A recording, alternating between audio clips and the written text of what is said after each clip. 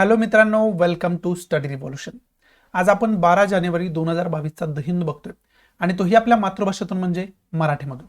पहिल्यांदा आपल्या लेक्चरचं स्वरूप सांगतो, पहिल्यांदा आपण न्यूज डिस्कस करतो आणि त्यानंतर जे काही महत्त्वाचे एडिटोरियल्स द हिंदूला असतात ते आपण डिटेलमध्ये आपल्या मातृभाषेतून म्हणजे मराठीमधून डिस्कस करण्याचा प्रयत्न करतो. चला तर मग स्टार्ट करूया. 12 जानेवारी 2022चा द हिंदू आपल्याला काय सांगतोय बघू. पहिल्या न्यूज पासून डिस्कस करण्यास सुरुवात करूया. So let start. पहिल्या ज्या दोन न्यूज बघाव्यास मिळतात आपल्याला, ही एक न्यूज आहे आणि ही एक न्यूज आहे. त्या विशेष करून पॉलिटिकल न्यूज आहेत. त्याच्यामध्ये आपल्या एक्झामची इम्पॉर्टंट असं काही नाही, पॉलिटिकली टोटल न्यूज आहे, त्यामुळे ते बघण्यात काय अर्थ नाही. तिसरी जी छोटीशी न्यूज दिसते ती मुंबईशी रिलेटेड आहे आणि मुंबईमध्ये ओमायक्रॉनचा जो प्रसार आहे महाराष्ट्रामध्ये विशेष करून त्याच्यामध्ये डिक्लाईन पाहाव्यास मिळते. त्याच्यामध्ये जी पेशंट संख्या आहे ती कमी होत चाललेली आपल्याला पाहाव्यास मिळते. जे नवीन पेशंट आढळत आहेत त्यांच्या पर्सेंटेजमध्ये म्हणूया आपण किंवा संख्येमध्ये म्हणूया आपण, त्याच्यामध्ये घट आपल्याला पाहाव्यास मिळते, जी की चांगली गोष्ट आहे आपल्यासाठी. मग याच्यातून की पॉईंट ऑलरेडी मी सांगून ठेवले तुम्हाला की कोविड-19चे जे काही व्हेरियंट्स आहेत त्याच्याविषयी डिटेल इन्फॉर्मेशन काढून ठेवला. पहिला की पॉईंट आहे. दुसरा की पॉईंट काय आपला, दुसरा की पॉईंट आहे की सॉरी ओमायक्रॉनशी रिलेटेड जी काही इन्फॉर्मेशन आहे ती इन्फॉर्मेशन, सायंटिफिक इन्फॉर्मेशन जी आहे ती टोटल आपण अभ्यास करून ठेवायला पाहिजे. हा दुसरा खऱ्या अर्थानं की पॉईंट होऊ शकतो. आणि हे दोन्ही जे की पॉईंट आहेत ते विशेष करून प्रिलियमच्या दृष्टीतून महत्त्वाचे आहेत. त्यामुळे ही जी न्यूज आहे ते प्रिलियमच्या दृष्टीतून महत्त्वाचे असं आपण या ठिकाणी म्हणू शकतो. म्हणजे आवाजाचा जरा प्रॉब्लेम तुम्हाला जाणवत असेल किंवा कमी म्हणजे कमी लाऊडली बोलतोय मी, कारण माझ्या घशाचा प्रॉब्लेम आहे जरा 3 दिवस झाले आज, त्यामुळं तेवढं फक्त समजून घ्या, बाकी ओके सगळं. पुढची न्यूज आहे ती विशेष करून दिल्लीशी रिलेटेड न्यूज असलेली आपल्याला पाहाव्यास मिळते. आणि या न्यूजमध्ये आपल्याला काय दिलंय तर या न्यूजमध्ये हे सांगितलंय की जे दिल्ली डिझास्टर मॅनेजमेंट अथॉरिटी आहे TDMA यांनी जे प्रायव्हेट ऑफिसेस आहेत, रेस्टॉरंट्स आहेत, बार्स आहेत यांना शटडाऊन करायला सांगितले पुढच्या ऑर्डरपर्यंत. त्याचबरोबर गव्हर्नमेंटने हे सांगितले, दिल्ली गव्हर्नमेंटनं, चीफ मिनिस्टर अरविंद केजरीवाल यांनी, आम्ही लॉकडाऊन करण्याच्या फेवरमध्ये नाही आहेत. म्हणजे जेणेकरून जास्तीत जास्त प्रयत्न सरकारचा दिल्लीमध्ये हा राहील की लॉकडाऊन लागू नये, लॉकडाऊन लावण्याची वेळ येऊ नये, ते सांगणारी खरं तर न्यूज आहे. मग याच्यामधून की पॉईंट आपल्याला पहिला घ्यायचा आहे की दिल्लीचं लोकेशन इंडिया पॉलिटिकल मॅपमध्ये जाऊन व्यवस्थितरित्या आपण लोकेट करायला पाहिजे, बघून ठेवायला पाहिजे. हा पहिला की पॉईंट आहे. आणि दुसरा की पॉईंट, जसं की इथं बोललं जाते कोविड-19शी रिलेटेड, ओमायक्रॉनशी रिलेटेड, मग त्याची टोटल इन्फॉर्मेशन घ्यायला अगोदरच्या आपण न्यूजमध्ये मी तुम्हाला सांगून ठेवलं आहे. त्याच्यामुळं याच्यामध्ये विशेष असं की पॉईंट घ्यायचे असं काही नाही आहेत. त्यामुळे पुढची महत्त्वाची न्यूज कोणती बघूयात आपण. पुढची न्यूज आहे ती सेंट्रल विस्टा प्रोजेक्टशी रिलेटेड ही न्यूज असलेली आपल्याला पाहावयास मिळते. आणि सेंट्रल विस्टा प्रोजेक्टच्या अंतर्गत जे काही राष्ट्रपती भवनचं काम चालू आहे, मंत्रालयाचं काम चालू आहे, राजपथ मार्ग जो आहे तो 26 जानेवारीपर्यंत म्हणजे रिपब्लिक डेला तो आपल्याला यूज करता येणार होता असं बोललं जात होतं. परंतु वातावरणातील काही बदलांमुळे ते जे काम आहे ते रखडलेलं आपल्याला पाहावयास मिळते. त्यामुळे आणखी सुद्धा जो राजपथ मार्ग आहे त्याचं काम अंडर कन्स्ट्रक्शन आहे असं या न्यूजमध्ये आपल्याला सांगितलंय. आता सेंट्रल विस्टा प्रोजेक्ट आहे ना त्याच्यावरती क्रिटिसिझम पण भरपूर प्रमाणात झाले. त्यामुळे सेंट्रल विस्टा प्रोजेक्ट जो आहे तो कायम न्यूजमध्ये असतो. त्यामुळे आपल्याला एकच की पॉईंट याच्यातून घेऊ शकतो आपण, तो म्हणजे सेंट्रल विस्टा प्रोजेक्ट जो आहे त्याच्याविषयी टोटल इन्फॉर्मेशन आपण घेऊन ठेवणं. हा खरं तर महत्त्वाचा की पॉईंट याचा आहे असं आपण या ठिकाणी म्हणू शकतो. बाकी इम्पॉर्टंट या न्यूजमध्ये असं काही नाहीये. पुढची जी न्यूज आहे ते विशेष करून या साईडला तुम्हाला दिसत असेल स्लाइडमध्ये, ती विशेष करून न्यूज आहे केरळ आणि तमिळनाडूमध्ये जो मलप्पेरियार डॅमवरून जो वाद चालू आहे त्याच्याशी रिलेटेड आणि ती केस जी आहे ती सुप्रीम कोर्टामध्ये हेअरिंग त्याची झालेली पाहावयास मिळाली. मग त्याच्यामध्ये सुप्रीम कोर्टानं सांगितलं की मलप्पेरियार डॅमच्या सेफ्टीसाठी वेगळी कमिटी नेमली. त्याच्यामध्ये सुप्रीम कोर्ट काय ॲडमिनिस्टर त्याला करू शकत नाही किंवा ते डॅम चालवण्याचं काम सुप्रीम कोर्ट करत नाही. त्याच्यासाठी एक वेगळी कमिटी नेमलेली आहे, त्याचं ते काम आहे, अशा प्रकारचा निर्भळा सुप्रीम कोर्टानं दिलेला आपल्याला पाहावयास मिळतो. आता तमिळनाडू आणि केरळामध्ये कावेरी रिव्हर डिस्प्यूट सुद्धा वारंवार चालू असतो. हा मलप्पेरियार डॅमचा डिस्प्यूट सुद्धा वारंवार चालू असतो. त्यामुळे आपल्याला पहिला तर की पॉईंट बघायचा आहे, मलप्पेरियार डॅमविषयी टोटल इन्फॉर्मेशन आपल्याला असायला पाहिजे. हा पहिला की पॉईंट आपला होऊ शकतो. दुसरा की पॉईंट आपला काय होऊ शकतोय तर जी कावेरी रिव्हर आहे त्या कावेरी रिव्हर विषयीची जी काही इन्फॉर्मेशन आहे ती इन्फॉर्मेशन टोटल आपण अभ्यास करून ठेवायला पाहिजे. जॉग्राफीच्या दृष्टीतून विशेष करून रिव्हर्सचा जो आपण अभ्यास करतोय त्या दृष्टीतून त्या रिव्हरचा सुद्धा आपण डिटेलमध्ये अभ्यास करून ठेवायला पाहिजे. आणि हे दोन्ही जे की पॉईंट आहेत ते विशेष करून जॉग्राफीच्या दृष्टीतून महत्त्वाचे आहेत. आणि जॉग्राफी जो सब्जेक्ट आपला येतो तो GS फर्स्टमध्ये येतो. त्यामुळे ही जी न्यूज आहे ती GS फर्स्टच्या दृष्टीतून महत्त्वाची आहे असं आपण या ठिकाणी म्हणू शकतो. बाकी इम्पॉर्टंट या न्यूजमध्ये असं काही नाही आहे. तिसरा की पॉईंट घ्यायचाच झाला आपल्याला तर तिसरा की पॉईंट सुद्धा आपण जॉग्राफीच्या दृष्टीतून घेऊ शकतोय, ते म्हणजे तामिळनाडू आणि केरळाचं लोकेशन व्यवस्थितरित्या बघून ठेवणं. हा तिसरा की पॉईंट खऱ्या अर्थानं आपण याच्यातून घेऊ शकतो. मग आता इथंच आपण मलपेरियार डॅम विषयीची इन्फॉर्मेशन बघूयात आणि कावेरी रिव्हर विषयीची सुद्धा इन्फॉर्मेशन इंटरनेटवर काय सापडते का ते इथंच बघण्याचा प्रयत्न करूयात आपण. इथं आपण या ठिकाणी मलपेरियार डॅम जो आहे त्याच्याविषयीची इन्फॉर्मेशन बघू शकतोय. विशेष करून हा जो डॅम आहे तो ग्रॅव्हिटी डॅम आहे. ग्रॅव्हिटी डॅम या प्रकारामध्ये हा डॅम येतो आणि त्याच्यामध्ये विशेष करून हा डॅम जो आहे तो पेरियार रिव्हरवरती वसलेला असलेला आपल्याला पाहावयास मिळतं. म्हणजे हा जो डॅम आहे तो पेरियार रिव्हरमध्ये, आणि पेरियार रिव्हर म्हणजे या डॅमचं लोकेशन जे आहे ते केरळामध्ये एक्झॅक्टली असलेलं आपल्याला पाहावयास मिळते. बाकी याचं जे मेन सी लेवल पासून जी उंची आहे याची ती 1881 मीटर एवढी, म्हणजे त्याला तर 2890 फूट अशी त्याची उंची जी आहे ती सरफेस लेवलपासून दिलेली आपल्याला पाहावयास मिळते. मेन सी लेवलपासून दिलेली आपल्याला पाहावयास मिळते. कार्डोमम हिल याच्या जवळच असलेलं आपल्याला पाहावयास मिळते. वेस्टर्न घाटमध्ये जे काही कार्डोमम हिल्स आहेत ते इथं असलेले आपल्याला पाहावयास मिळते या डॅमच्या आसपासच. त्याचबरोबर इडुक्की डिस्ट्रिक्टमध्ये, केरळामध्ये एक्झॅक्ट लोकेशन कोणत्या जिल्ह्यामध्ये हे सुद्धा सांगितले, तर त्याच्यामध्ये इडुक्की डिस्ट्रिक्टमध्ये त्याचं एक्झॅक्ट लोकेशन असलेलं आपल्याला पाहावयास मिळते. हे इथं सांगण्याचा त्यांनी प्रयत्न केला. त्याचबरोबर बाकी इन्फॉर्मेशन इथं जर बघायचं झालं तर इथं आपण बघू शकतोय ऑफिशियल नेम त्याचं मलपेरियार डॅम आहे. कंट्री इंडिया, लोकेशन ऑब्वियस केरळामध्ये, कंट्री ऑब्वियस इंडिया येणार. कोऑर्डिनेट्स इथं दिले, काय ते स्टॅटिस्टिकल मध्ये दिलंय. त्याचं स्टेटस ऑपरेशनल आहे. ओपनिंग डेट, ओपन कधी डॅम केला गेला होता तर 10 ऑक्टोबर 1895 रोजी हा डॅम ओपन केला गेला होता असं इथं आपल्याला सांगितलेलं आहे. आणि ऑपरेटर जो याचा आहे तो तामिळनाडू आहे. म्हणजे हा जो डॅम ऑपरेशनल अथॉरिटी आहे याची ते तामिळनाडू गव्हर्नमेंटकडे असलेले आपल्याला पाहावयास मिळते. ते इथं सांगण्याचा प्रयत्न केलाय. टाईप ऑफ डॅम ग्रॅव्हिटी प्रकारचा डॅम आहे असं इथं यांनी सांगितलं. इथे इमेजमध्ये सुद्धा तुम्ही चांगल्या पद्धतीनं बघू शकता डॅमची इमेज ती. आणि बाकी कोणत्या रिव्हरवरती डॅम आहे तर पेरियार रिव्हरवरती हा डॅम आहे. ऑलरेडी तुम्हाला सांगितले. त्याचे लेंथ दिले, हाईट दिले, विड्थ दिले, बेस विड्थ आहे, क्रेस्ट विड्थ आहे. ही बाकी काय एवढं खोलात जाऊन बघायची गरज नाही, फक्त कोणत्या रिव्हरवरती आहे हे आपल्याला बघणं गरजेचं होतं. आता विशेष करून आता पेरियार रिव्हरचा इथं उल्लेख आला, त्यामुळे पेरियार रिव्हरची सुद्धा इन्फॉर्मेशन इथंच आपण खऱ्या अर्थानं बघण्याचा प्रयत्न करूया विकिपीडियाच्या माध्यमातून. इथं पेरियार रिव्हरची इन्फॉर्मेशन आलेली आपल्याला पाहावयास मिळते. इथं कंट्री इंडिया असणार आहे. ऑब्वियस स्टेट जे आहे ते केरळामध्ये, म्हणजे केरळामध्ये ही जी पेरियार रिव्हर आहे ते उगम पावते. सिटीज महत्त्वाच्या कोणकोणत्या येतात तर त्याच्यामध्ये सिटीजमध्ये कोची आहे, नरीमंगलम आहे, कल्लाडी आहे, मलयत्तूर आहे. या महत्त्वाच्या सिटीज पेरियार रिव्हरच्या किनारी बसलेल्या आपल्याला पाहावयास मिळतात. सोर्स याचा कुठं आहे म्हणजे उगम कुठं आहे तर चोक्कमपट्टी माला या ठिकाणी त्याचा पेरियार टायगर रिझर्व जो आहे तिथं पेरियार रिव्हरचा उगम असलेला आपल्याला पाहावयास मिळतं. माउथ म्हणजे जाऊन कोणत्या सीला मिळते तर अरेबियन सीला ती मिळते जाऊन. बे ऑफ बेंगॉलला मिळत नाही, अरेबियन सीला मिळते जाऊन. आता बऱ्यापैकी इंडियातल्या रिव्हर जे आहेत ते विशेष करून बे ऑफ बेंगॉलला जाऊन मिळतात.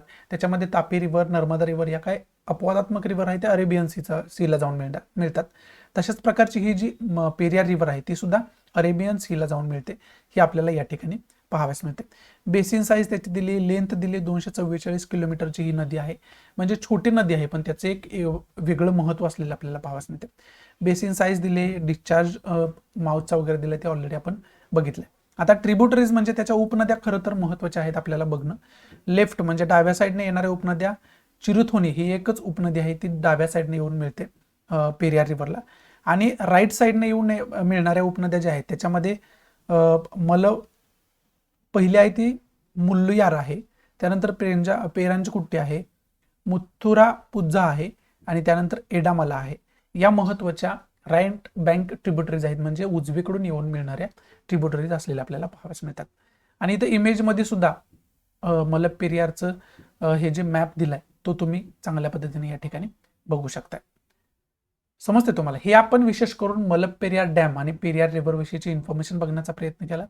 त्याचबरोबर कावेरी रिव्हर विषयीची सुद्धा इन्फॉर्मेशन आपल्याला बघायची, ती पण आपण इथंच खऱ्या अर्थानं बघण्याचा प्रयत्न करूयात. इथं आपण कावेरी रिव्हर विषयीची इन्फॉर्मेशन बघू शकतो. आता कावेरी रिव्हरचा मॅप जर बघायचा झाला तर इथं आपल्याला कावेरी रिव्हरचा मॅप डायरेक्ट इथं दिलेला आहे त्यांनी. कावेरी रिव्हरचा मॅप कशा पद्धतीचा आहे आणि तो मॅप जो आहे तो विशेष करून कर्नाटकमध्ये ही कावेरी रिव्हर उगम पावते आणि त्यानंतर इकडे तामिळनाडूमध्ये येऊन बे ऑफ बेंगॉलला मिळते असं आपण या मॅपमध्ये खऱ्या अर्थानं बघू शकतो. आता त्याच्याविषयी जी काही इन्फॉर्मेशन आहे ती इन्फॉर्मेशन इथं खऱ्या अर्थानं दिले, बॅक गेलं, ती इन्फॉर्मेशन इथं आपण बघू शकतोय. त्याच्यामध्ये कंट्री ऑब्वियस इंडिया असणार, स्टेट कर्नाटक म्हणजे आताच आपण बघितलं की कर्नाटकमध्ये ही उगम पावते. रिजन जो आहे तो साऊथ इंडिया आहे, म्हणजे दक्षिण भारतातली ही एक महत्वाची रिव्हर आहे. ओरिजिन कुठं आहे तर कोडागू कर्नाटकमध्ये, कर्नाटकमध्ये कोडागू डिस्ट्रिक्टमध्ये त्याचं उगम होतो, हे इथं देण्याचा प्रयत्न केलाय. सोर्स त्याचा कुठं आहे तर तलकावेरी कोडागू वेस्टर्न घाट्स कर्नाटका, तलकावेरी म्हणून एक एरिया आहे कर्नाटकमध्ये, तिथं त्या कावेरी रिव्हरचा उगम होतो. लोकेशन कर्नाटक इंडिया ऑलरेडी बघितलं आपण. माउथ म्हणजे जाऊन कोणत्या समुद्राला मिळते तर ती बे ऑफ बेंगॉलला जाऊन मिळते, हे ऑलरेडी आपण त्या इमेजमध्ये समजून घेतलेलं आहे. त्यानंतर लेंथ त्याची 805 किलोमीटर आहे, म्हणजे 500 मैल एवढी त्याची लेंथ असलेली आपल्याला पाहायला मिळते. बेसिन साईज म्हणजे त्याचं जे पात्र आहे त्याची साईज दिले 81,175 स्क्वेअर किलोमीटर, आणि त्यालाच आपण 31,334 स्क्वेअर मैल असं संबोधतोय. डिस्चार्ज एरिया दिलाय, डिस्चार्ज दिला. आता ट्रिब्युटरीज महत्वाचे आहेत आपल्याला. ट्रिब्युटरीज म्हणजे उपनद्या, त्याच्यामध्ये डावीकडून येणाऱ्या उपनद्या कोणत्या आहेत तर त्या डावीकडून येणाऱ्या उपनद्या आहेत हरांगी, हेमावती, शिमशा आणि अर्कावती, या महत्वाच्या डावीकडून येणाऱ्या ट्रिब्युटरीज आहेत. त्यानंतर उजवीकडून येणाऱ्या ट्रिब्युटरीज दिल्या तिथं बघा नीट. तिथं दिलंय लक्ष्मणा तीर्थ, काबिनी, भवानी, नोयाल, अमरावती आणि मोयार, या महत्वाच्या रिव्हर दिलेल्या आहेत, ज्या की उजवीकडून येऊन मिळतात.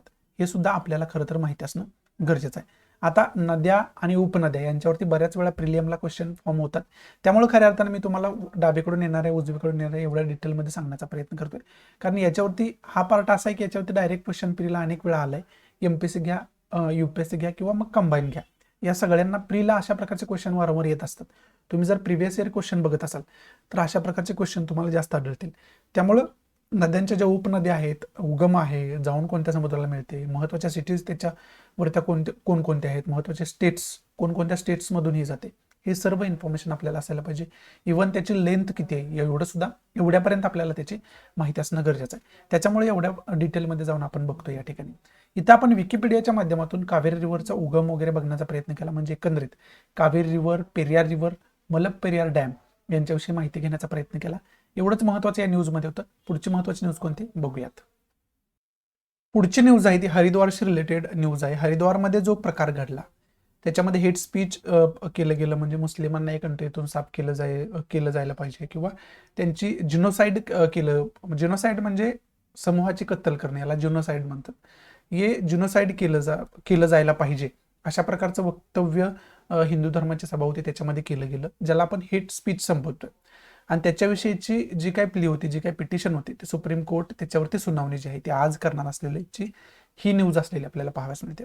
मग याच्यामध्ये विशेष करून पहिला की पॉईंट आपल्याला विशेष करून इथे दोन धर्मामध्ये तेढ निर्माण करण्याचा प्रयत्न केला गेला. त्यामुळं भारतीय राज्यघटनेमध्ये फ्रीडम ऑफ रिलिजन काय आहे, हे फ्रीडम ऑफ रिलिजन आपण बघून ठेवायला पाहिजे. नेमकं याच्याविषयी तरतुदी भारतीय राज्यघटनेमध्ये काय दिलेल्या आहेत त्याची इन्फॉर्मेशन टोटल असायला पाहिजे. विशेष करून फ्रीडम ऑफ रिलिजन जे आहे ते फंडामेंटल राईटमध्ये दिलेलं आहे आपल्याला, आणि फंडामेंटल राईट जे आहेत ते कलम 12 ते कलम 35 पर्यंत आहेत भारतीय राज्यघटनेमध्ये. त्यामुळे 12 ते 35 जे फंडामेंटल राईट्स आहेत सगळे, त्याचा टोटल अभ्यास आपण डिटेलमध्ये करायला पाहिजे. याच्यावरती कसा जरी क्वेश्चन विचारला तरी आपल्याला ते यशस्वीरित्या अटेम्प्ट करता यायला पाहिजे. म्हणजे 12 ते 35 कलम आपल्या जवळजवळ पाठ असायला पाहिजे. अगोदर पण मी तुम्हाला सांगितले. हा पहिला की पॉईंट आहे. दुसरा की पॉईंट काय असू शकतो तर इथं विशेष करून फ्रीडम ऑफ स्पीचच्या नावाखाली हेट स्पीच केलं जायला लागले. त्यामुळं फ्रीडम ऑफ स्पीच सुद्धा दिले आपल्याला कशामध्ये तर फंडामेंटल राईट्समध्ये. त्यामुळं इथं दोन प्रकारचे फंडामेंटल राईट्स आलेले आहेत. त्यामुळे टोटल 12 ते 35 एकदाच परफेक्ट करून ठेवा, म्हणजे याच्यावरती कसा जरी क्वेश्चन विचारला तरी आपल्याला यशस्वीरित्या तो अटेम्प्ट करता येऊ शकतो, ते मार्क्स आपल्याला मिळवता येऊ शकतात. एवढंच इम्पॉर्टंट खरं तर या न्यूजमध्ये, बाकी इम्पॉर्टंट या न्यूजमध्ये असं काही नाहीये.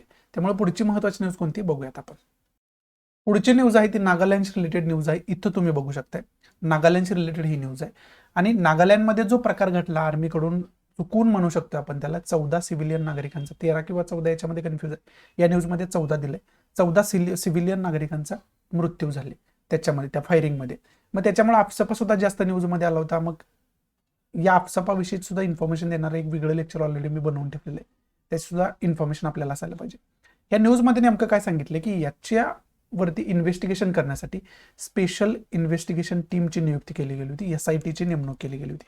आणि त्या SITनं प्रिलिमिनरी रिपोर्ट जो आहे त्यांचा, प्राथमिक अहवाल जो आहे त्यांचा, तो सबमिट केलेला आपल्याला पाहावयास मिळते. परंतु हा जो रिपोर्ट आहे तो फायनल रिपोर्ट नाही, याच्यानंतरचा एक रिपोर्ट येईल तो कदाचित फायनल असेल असं या न्यूजमध्ये सांगितलं आपल्याला. मग याच्यामध्ये पहिला की पॉईंट आहे, विशेष करून आपसाविषयीची टोटल इन्फॉर्मेशन आपल्याला असायला पाहिजे, ज्याच्यावरती की मी ऑलरेडी लेक्चर बनवून ठेवलेलं आहे, मराठीमधून त्याची टोटल इन्फॉर्मेशन सांगून ठेवलेलं आहे.